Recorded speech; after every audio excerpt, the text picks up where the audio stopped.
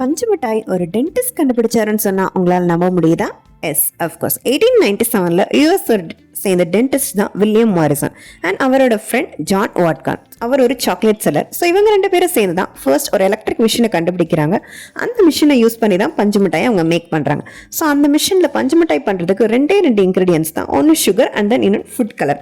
So இந்த 2 use பண்ணி அந்த மிஷினில் சென்ட்ரிஃபியூகல் ஃபோர்ஸை யூஸ் பண்ணி ஸோ அதில் சுகரை ஆட் பண்ணோன்னே அது எல்லாமே அது ஹீட் ஆகி மெல்ட் ஆகி அண்ட் தென் கூல் டவுன் ஆகி அட்லாஸ்ட் நூலாக ஃபார்ம் ஆகி தான் நமக்கு வந்து பஞ்சு மிட்டாயின்னு சொல்லி நமக்கு கிடைக்குது. ஸோ அதில் ஃபுட் கலர் ஆட் பண்ணுறதுனால அது பிங்க் கலரில் இருக்குது. ஸோ லேட்டர் இந்த மிஷினை 1904 அந்த டென்டிஸ்ட் ஒரு எக்ஸிபிஷனுக்கு கொண்டு வந்து ஸோ பஞ்சு மிட்டாய் மேக் பண்ணி கொடுக்குறாங்க. ஸோ அது நம்ம இந்தியன் சவுத் பீப்புள் தான் நம்ம பஞ்சு மிட்டாயின்னு கூப்பிடுவோம். பட் அவர் வந்து ஃபர்ஸ்ட் அந்த மிஷினை இன்ட்ரடியூஸ் பண்ணும்போது அதை ஃபேரி ஃப்ளாஸ் அப்படிங்கிற நேமில் இன்ட்ரடியூஸ் பண்ணுறாரு. ஸோ அதை பஞ்சு மிட்டாய் செஞ்சு கொடுக்கும்போது அன்றைக்கி 1 டேயில் மட்டுமே ஒரு 68,000 பாக்ஸஸ் சேல் பண்ணியிருக்காரு. ஸோ ஒவ்வொரு பாக்ஸுமே அவர் 25 சென்ட்க்கு கொடுத்துருக்காரு. 25 சென்ட்னா நம்ம இந்தியன் ருபீஸ்க்கு 21 rupees. ஸோ அப்போ அது பெரிய அமௌண்ட் இல்லையா? பிகாஸ் அப்போ ரெகுலர் யூஸாகவே பைசா தான் இருந்துச்சு. And then later next 6 months அவர் $17,000 அது லாபம் ஏர்ன் பண்ணியிருக்காரு அதில்.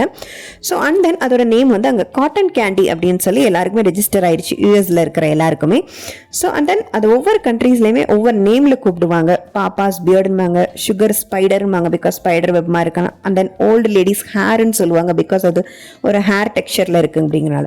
பட் நம்ம இந்தியன் பீப்புள்ஸ், அது சவுத் இந்தியன் பீப்புள்ஸ் அதை பஞ்சு மிட்டாயின்னு சொல்லி கூப்பிடுவோம். ஸோ அதுவும் இல்லாமல் நமக்கு பஞ்சு மிட்டாய்ங்கிறது ஒரு பெரிய எமோஷன் இல்லையா?